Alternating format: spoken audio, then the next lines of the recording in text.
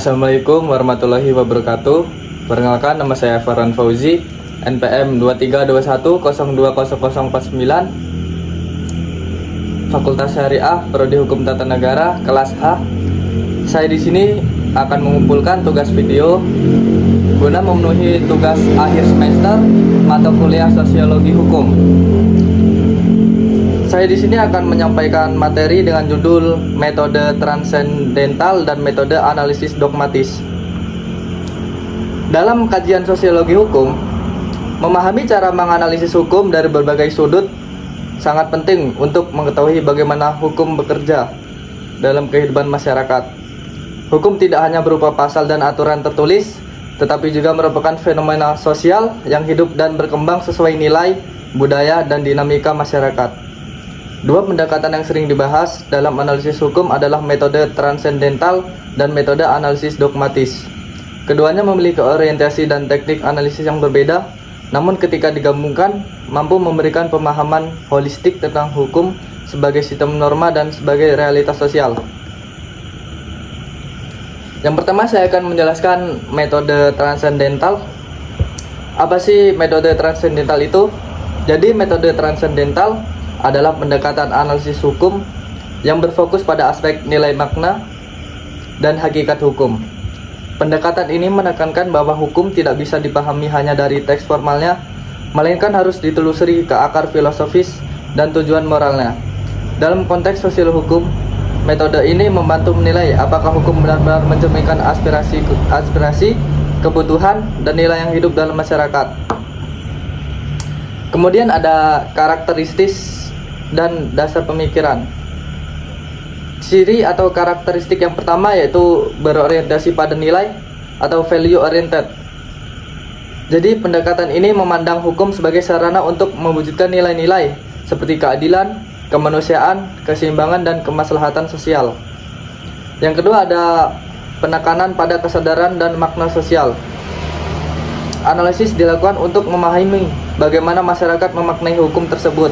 Apakah hukum dianggap adil, relevan, atau justru bertentangan dengan norma sosial. Kemudian karakteristik yang ketiga yaitu pendekatan filosofis. Metode ini mengaitkan hukum dengan filsafat, terutama dalam mencari jawaban atas pertanyaan mengapa hukum ini lahir, nilai apa yang ingin dicapai, apakah hukum tersebut mencerminkan sifat keadilan substantif.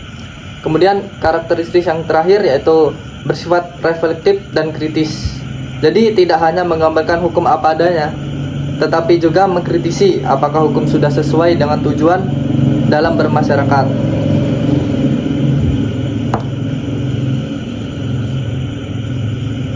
Kemudian yang kedua adalah metode analisis dogmatis. Jadi metode analisis dogmatis adalah pendekatan yang fokus pada hukum positif atau hukum tertulis. Pendekatan ini menekankan analisis sistematis terhadap pasal-pasal, doktrin, hukum, jurisprudensi, dan asas hukum yang berlaku. Metode ini menjelaskan apa yang dimaksud hukum, bagaimana hukum bekerja secara formal, dan bagaimana norma seharusnya diterapkan dalam praktik.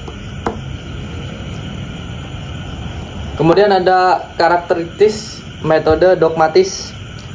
Karakteristik yang pertama yaitu normatif dan tekstual, artinya analisis dilakukan dengan membaca hukum sebagaimana tertulis dalam undang-undang, peraturan pemerintah, atau putusan pengadilan. Yang kedua ada logis dan sistematis. Artinya, metode ini mencari konsistensi dan hubungan antar aturan dalam sistem hukum untuk menghasilkan kepastian hukum. Kemudian yang ketiga ada menggunakan teknik penafsiran hukum.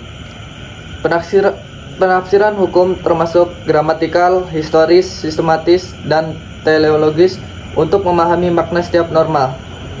Kemudian yang terakhir menekankan kepastian hukum, yaitu fokusnya bukan pada nilai moral atau sosial, tetapi pada bagaimana aturan seharusnya diterapkan sesuai prosedur formal.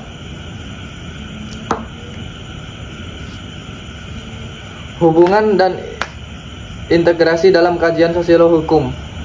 Sosiologi hukum memerlukan kedua pendekatan ini agar analisis hukum tidak menjadi sempit. Hukum tidak selalu sama antara dasolen atau yang seharusnya dan desain kenyataan dalam masyarakat. Dengan demikian, metode transendental dipakai untuk menilai apakah hukum sesuai dengan nilai dan kebutuhan masyarakat. sementara metode dogmatis digunakan untuk memahami bagaimana hukum dirumuskan dan diterapkan secara formal. Kombinasi keduanya membantu menjelaskan mengapa suatu hukum efektif atau tidak efektif, diterima atau ditolak, serta bagaimana interaksi antara norma tertulis dan realitas sosial berlangsung. Kesimpulan. Jadi kesimpulannya adalah metode transendental dan metode analisis dogmatis sama-sama penting untuk memahami hukum dalam konteks sosial. Metode transendental berorientasi pada nilai dan makna hukum, sementara metode analisis dogmatis berfokus pada teks hukum dan kepastian normatif. Dalam sosiologi hukum, penggunaan kedua metode secara bersamaan memberikan pandangan yang lebih komprehensif tentang bagaimana hukum terbentuk dan berpengaruh dalam masyarakat.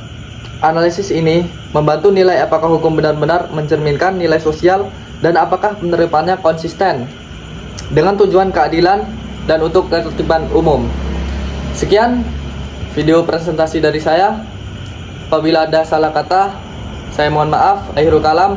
Wassalamualaikum warahmatullahi wabarakatuh.